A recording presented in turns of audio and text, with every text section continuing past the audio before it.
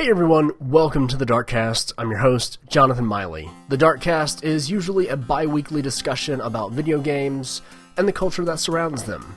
The show is divided into multiple conversations between myself and the various writers here on DarkStation.com. This episode is a little bit different because recently I got some hands-on time with the new expansion for The Division 2, Warlords of New York. And so in this podcast, I sit down with Brian Tyler to chat about this update. If you're listening to this on YouTube, then you can also watch some gameplay footage of the mission I got to play called The Tombs. And while you're there, you can also check out my interview with Nick Skur, one of the producers on the game. For more information about the game, check out the links below on YouTube or the show notes for this episode on DarkStation.com. There you can also see my written preview for the game, as well as links for all of the other stuff. You can also find the DarkCast Interviews podcast, as well as other video game reviews, previews, and features. Be sure to subscribe to the show on iTunes, follow us on Twitter at darkstation_com, find us on Facebook, check us out on YouTube, and email us at podcast@darkstation.com. As always, thank you so much for listening. Now on with the show.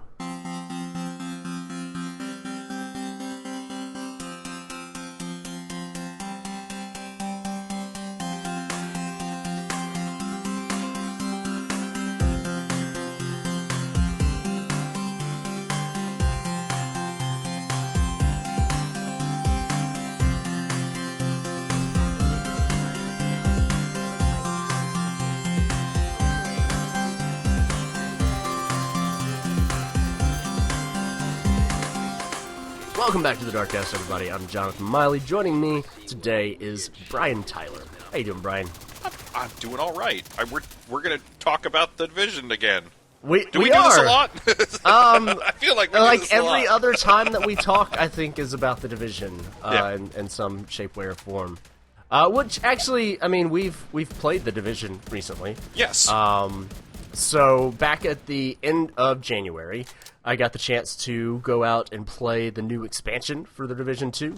And I found that out like earlier in January, so it was pretty cool because I was able to actually like pick up a copy, which I had it on PC because I was like, oh, that'll look the best, that'll run the best.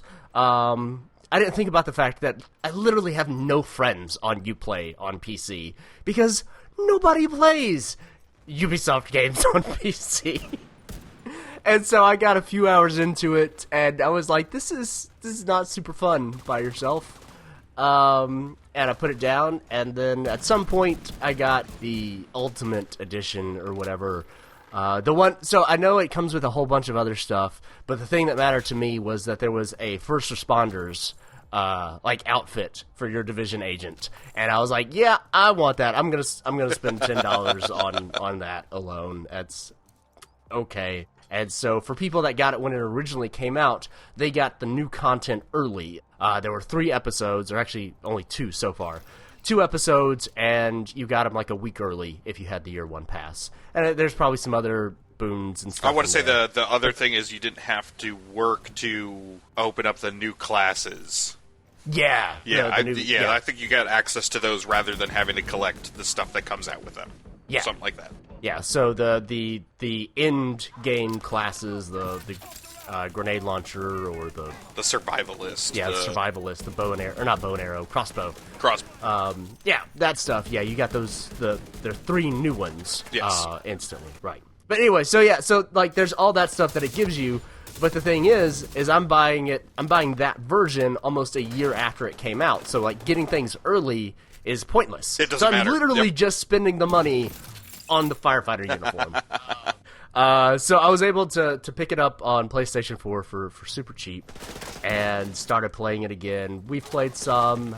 Me and Alan on DarkStation have played some. And the game is way better with people. Loads better. Yeah, so all of that is to say I was able to play it going up to this event to get ready for it. And so I think at some point when you and I were talking, you said something about, I don't know if you said that it would be cool or that you heard the expansion was going back to New York. But whatever it was, whether it was a prediction or a hope or whatever the case may be, you were right. We're going back to New York. Yeah, I want to say that they had laid out like their 3 episodes, and they were like 3 is going back to New York. But what I'm super interested in, so you said like there's kind of an expansion. So is this more than just the 3rd episode? Yes, this is more than the 3rd episode. So the 3rd episode is still coming out, and it's actually basically episode 3 is going to act as a prologue for this brand new expansion. The new expansion, by the way, is called the Warlords of New York. Episode 3 is coming out very soon. It is coming out February 12th for people that have the Year 1 pass. And it's coming out on the 19th for everybody else. Okay. And again, that's the free stuff. Like, everybody that has the Division 2 can play that stuff. So that is going to Coney Island. You were going there to save the... Hot Dogs. Mr. Hot Dog. Yeah, Mr. Hot Dogs. No, you're going there to save the guy that, like, created the virus or whatever. That Aaron Keener dude? No. Oh, no, the actual, like, doctor guy? Yeah, the doctor guy. Oh, okay. So you're going to Coney Island to save him, and I guess while you're there, you find out what's going on with Aaron Keener. He was a former Division agent that turned rogue. He was one of the first wave guys, and then he didn't get, like, the backup that he needed to save some civilians, and so... he's the only one that survived out of that encounter. All the civilians died, and now he's like, screw the Division, screw the world. Yeah, he just I'm went gonna super get this rogue. virus, and I'm gonna destroy everything.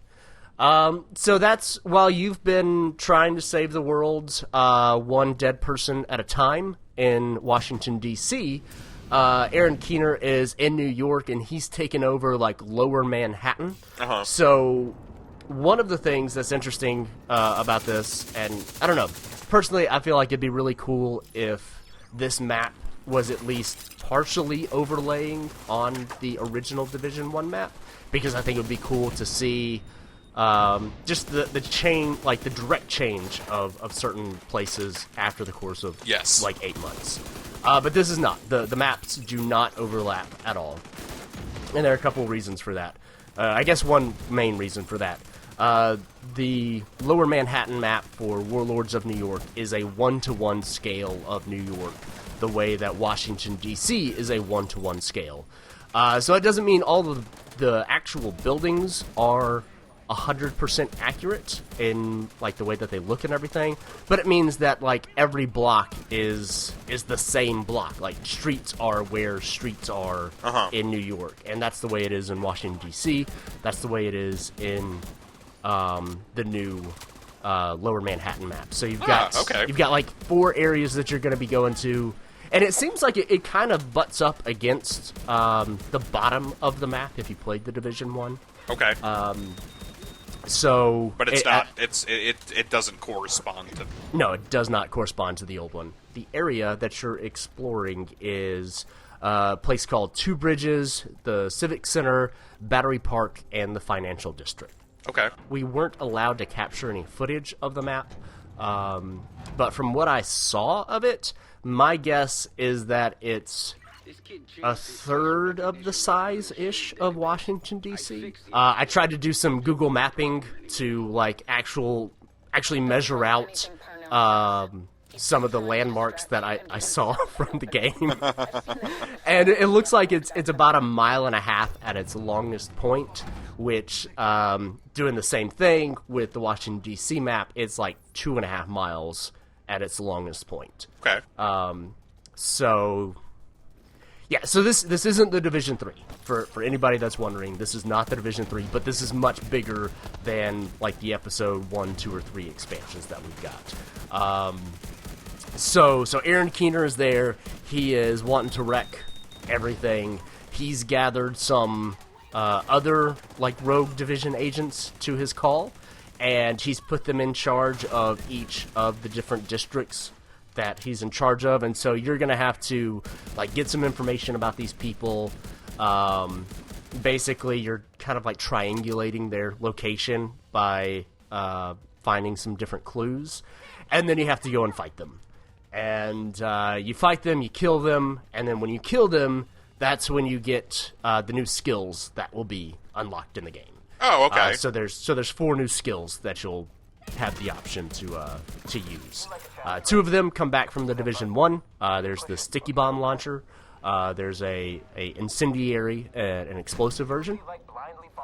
And then the 2 brand new ones are a decoy, which allows you to make a projection of yourself that will distract enemies, or a shock trap, which will immobilize them with, electricity.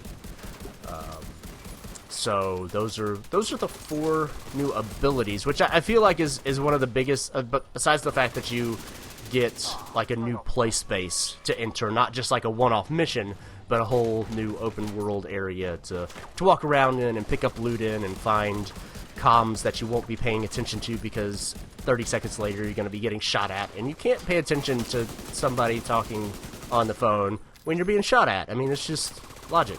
Yeah, no, totally. So yeah, so it's kind of interesting. I'm sort of excited about going back to New York in this expansion. One, just because I have been enjoying the game, which I'd never really thought that I would, in all honesty. Because I didn't like the Division 1 like at all. I played the demo beta thing that came out like a week before the game came out, and I was like, oh, like it takes 97 shots to kill people. This is bad. Which it's not necessarily bad. That's just personally I don't like bullet sponginess, and also like Tom Clancy carries a certain like connotation, which is changing as time goes on in my head. But especially originally, it's like a headshot in a Tom Clancy game should put somebody down. Like, that's just the way that goes. Yeah. And this is much more of an RPG than it is a shooter in some ways. And so I didn't like the feel of the Division 1. But also one of the other things that... So I jumped back into the Division 1 for like 5 minutes, which it took like half an hour to download. And then I played it for like 5 minutes, and I was like, nope, and deleted it. So that's 50 gigabytes downloaded and wasted. That thank God Charter doesn't have data caps. But one of the weird things about the first game is that so many of the people that you get into firefights with aren't a part of a like one of the factions in the game. They're not, like, obviously evil. They're not going around torturing people. You just see, like, 2 New Yorkers, like, they're looting a dead body, which, when you see it, it kind of makes you go, oh, man, they should leave that person alone. But then after you've gotten done killing those people for looting a dead body, you then loot that dead body, and then their dead bodies. But it's okay, because you're a Division agent. Yeah, and, yeah, like, that's it. You're, it's just an icky feeling, you're man. the cowboy. You've got the little orange light on your wrist. You're in charge. You're a superhero now. That's right. Not all superheroes wear capes. No. Some superheroes wear little orange lights. But yeah, no, like that's just from I didn't think it played very well, and then that kind of interaction that just felt constant, which it might not. I guess maybe as you play the game and you see more factions and stuff, maybe they're filled. I have no idea. I didn't get far enough into the first one. But I do like the New York setting, so that kind of makes me excited to go, quote-unquote, back to New York, even though I've never really been there. And also, it's still kind of weird in the Division 2, but I think it works a little bit better, because you're never fighting just, like, random civilians. Like, every, quote-unquote, random civilian that you see is usually somebody that's part of, like, one of the settlements in... Washington, D.C., and the settlements are good people, and the factions, the hyenas, or the True Sons, or the outcasts, there we go. Like, I don't know, they're decked out in, like Mad Max armor, yeah. And... They're honestly, I think they are my favorite faction of all of them, just because they're... AI seems to be the most, like, random. Like, you've got the dudes that will just walk right out from cover and, like, shoot with their guns sideways as they, like, walk across the street from you. And I'm like, I appreciate this, like, brazen hold to whatever character you have, dear sir. Thank you very much. Like, the rest of them are very PMC militaristic, and Right. especially once you get into you hit the global states where Black Tusk kind of rolls out. And you're like, well, now I got all these like robot guys to deal with too, so Yes. super techie stuff. It's like whatever. Yeah. So, but I don't know. It's a little easier to muster that you're saving the day by killing people when the people do seem like sort of evil, Yes. rather than just like random people trying to survive. So I'm hoping that doesn't get brought back from the mission that I played and the little bit of an open world segment that I played. It seemed like everybody that you fought was part of one of the factions. Yeah. So the factions I saw were the Cleaners and the Rikers. So the old factions, I don't know if all of them are returning, but at least some of the old factions are returning. They are raising the level cap, so if you've been stuck at level 30 for a year, well, congratulations, you can get up to level 40 now. Yeah. Okay. The thing that I think is cooler is they're introducing things called shade levels, or SHD levels. And so if anybody's played Assassin's Creed Odyssey, I don't know if it was in Origins, because I barely played Origins, but once you reach the level cap, or not the level cap, but once you put in all of your attribute points in Assassin's Creed Odyssey, you could then start putting, like every time you leveled up, you could just put in something to your, like, attack damage or your health, and it would be like 1%. Like, it's not a huge gain, but basically you can just start putting points into like the specific areas of your character that you want to improve. Even though it's in a very minor way, it's still like you're still doing something. Eventually, you know, those percentages will make a big difference, theoretically. That's especially when you like for those people that are truly invested in it. That's something Yeah. that really counts. Right, and there was a guy at the event who he was a streamer, and he said that he's put in about 3,000 hours into the Division 1 and about 2,000 hours into the Division 2. Yo, dude, I'm glad you found your game. Like, yeah. He's gonna be so leveled up. He's like Like, for real. It's so like, especially for people like that are putting that much time, or even a fraction of that much time into it. And like most that's most people will never hit that, and that's cool. But I appreciate like that kind of, you know, just adding that in, having that little extra on the back, because for those people that don't get the opportunity to play a ton of games throughout the year, if this is like the game you pick up, it is nice to have that kind of stuff, and it's a little sad that it's taken like a year to get that in there. Right. And to kind of roll out a lot of the kind of like equipment fixes they're kind of hinting at. Right. Because, like, Lord, I don't even... Every time I look at anything outside of, like, doing missions, like actually going to craft or thinking about that kind of stuff, I'm just like, I don't even know what I'm doing here. And I just close up whatever menu I'm in and I leave. Yes. I'm like, I'm sure I'll find something better. I'm sure that when you get into this, like, there's a chance to build stuff, but... At the point I'm at in the game, like, everything looks like less power than I need. And it's always looked like that, so Well, I don't... I did the first, like, Dark Zone recon mission recently, and so I think I was at, like, level 22, which I just, like, literally before we started, recording, I just hit level 30. And I've had a sniper rifle that I had from that Dark Zone mission literally until, like, last night. So, it was, like, 8 levels below me or whatever. But literally nothing else was as good as that sniper rifle. And the game keeps telling me, it's like, hey, one of your weapons is, like, way below your level. You should think about swapping that out. And it's like, no! This does way too much damage! I'm not giving it up! No.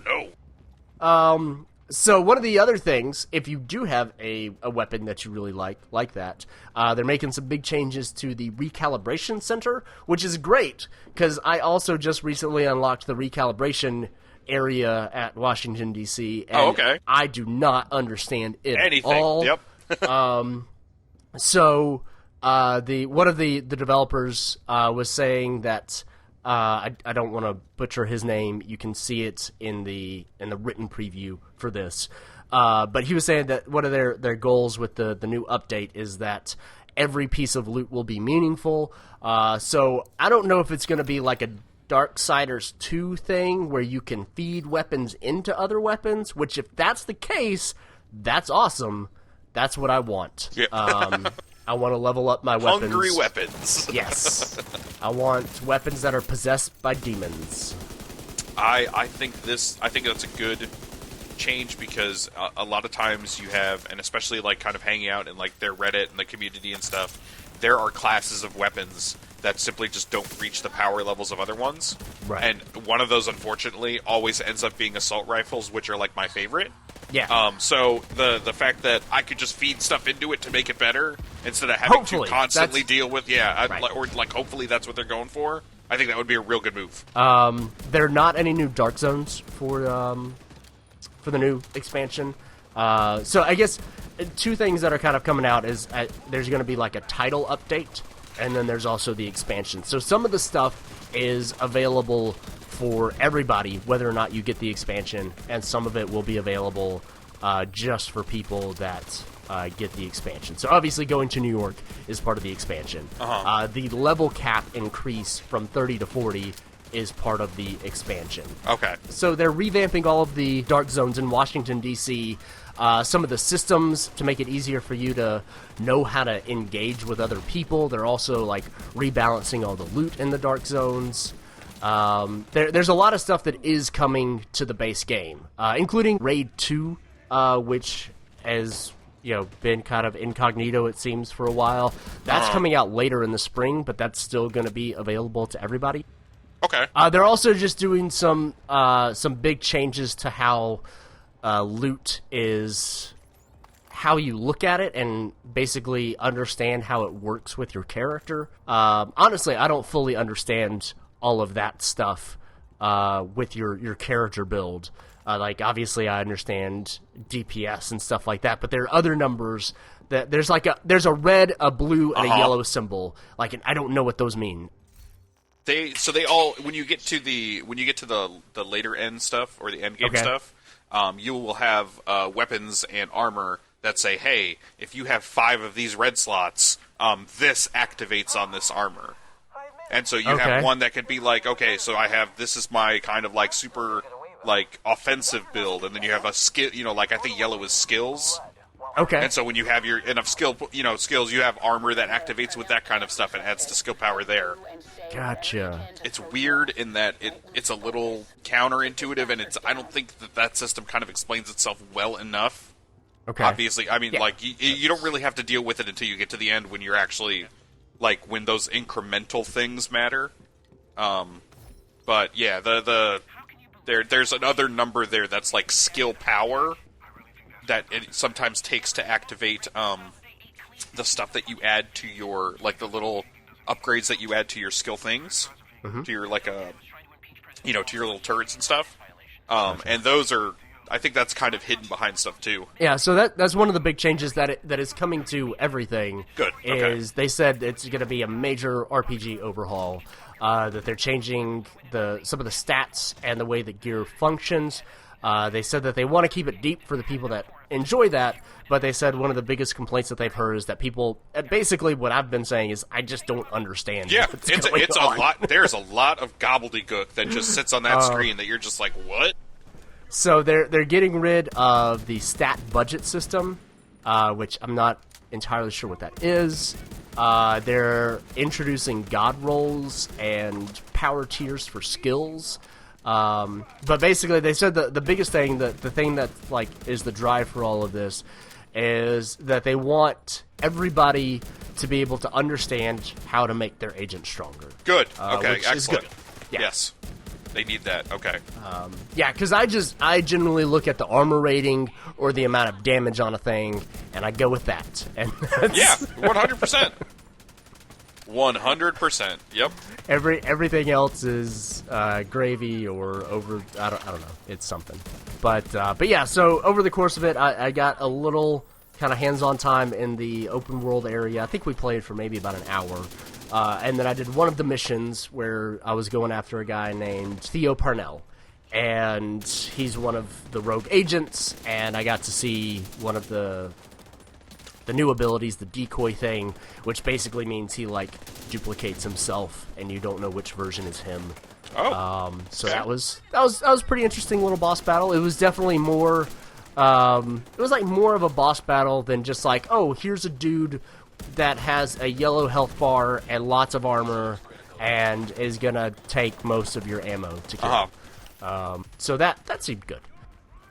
Yeah, I don't know. I mean, this seems like more of the Division, which, you know, like I didn't care for the Division 1. I'm enjoying the Division 2, and it was interesting also going back into the Division 1, having played, I don't know, like 20 or 30 hours of the Division 2 now, and it's like the Division 1 feels like garbage to play. Like, I don't know what it is, but like it's kind of like, it's not the leap from Assassin's Creed 1 to Assassin's Creed 2, but it's like, it's Assassin's Creed 2 to Assassin's Creed Revelation.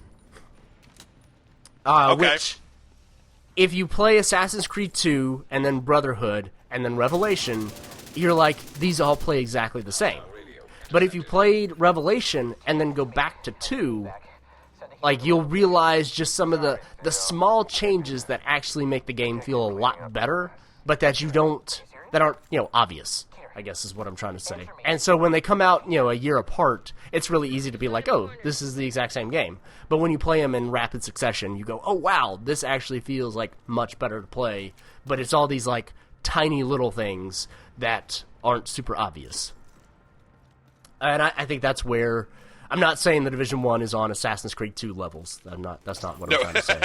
I'm just saying that sort of progression. It's the smaller, more minute things that end up making a big difference, that make the Division 2 just feel better to play. So I'm excited to take the Division 2 skill set, like, to a new place. But the thing is, if you tried the Division 2 and you didn't like it, this is more of it. I don't think it's going to change your mind. If you love it, then you got know, more. Hey, yeah, it's more of it. And then for anybody that has never played the Division, this is, I guess, if you're interested, this is a good point to kind of jump in, because they're making some big updates. This is the best the Division 2 has been so far. I mean, with an online game, I guess the idea is that at whatever point in the future you're at, it will always be the best version at that point that it's ever been. So maybe there's an argument to wait until the whole thing is on sale. I don't know. But yeah, it's you can jump into, if you get the full version. So if you already have the game, then Warlords of New York will be $30. Okay. If you don't have any version of the game, then you can get the main game plus the Warlords expansion for $40. Oh, okay, that's a deal. All right. Yeah, it makes the base game $10, which is pretty cool. And then for $60, you get basically the Division 2, the Year 1 content, and then the Warlords of New York expansion. So you're getting those classified assignments, you're getting those cool firefighter duds, all that kind of stuff. So if you could spend $40 and get everything if you've never played it before, and you could jump straight into the Warlords of New York stuff. You can just like basically roll a level 30 character out of the gates and go to New York if you want to. So as far as times to jump into the Division, it seems like a pretty good one. Yeah. So I guess all that talking to say it's coming out on March 3rd. Okay. For all of the things that it's on. PC, Xbox One, PlayStation 4. And I don't know if it's just a version for... is anything actually released for Google Stadia? I'm not entirely sure. There's stuff out there, but is anybody actually playing on Google Stadia is the next really good question. That's also true. Because the answer to that is no. So I assume the base Division 2 is on Stadia. I don't even know how to search for things on Google Stadia, so I'm not even going to try. But at some point in the future, you'll be able to play basically the PC version of The Division 2 and Warlords of New York on Google Stadia. One thing, there are no plans right now for any cross-platform play, which made me a little sad, because I think everything should have cross-platform play. So yeah, hopefully, I'm really hoping that will be a future update, because I think that would only help the game, because then you would have basically 3 times the matchmaking potential. But it seems cool. Like, I don't know. Like, I'm not. It's more Division. That's like going back to that. Like, I think I've surprised myself and going, you know what, this is a pretty solid game. I'm actually enjoying this. So, you know, it's not like this is the Witcher 4 being announced or anything, but you know, it's some good stuff. Any other questions? No, that's I mean, it covers it. It's more Division. If you like it, we're going back to New York. If not, well, somebody else is going back to New York. Well, thank you for sitting down with me. Thank you, listeners, for checking out the podcast. But yeah, if you want to find out more information about the game, then check out darkstation.com. I've got a written preview with pretty much everything that we just said, much more succinctly. There's also a developer interview with Nick Skur, who's one of the producers on the game, and that actually has the final bit of footage from my mission that I played. It's the boss battle with Theo Purnell. So be sure to check all that stuff out, and check out DarkStation for other reviews, previews, and other reviews, previews, and features. All that stuff we do. Dear God, I can't talk. All right. Thank you, everybody. Until next time, have a good one.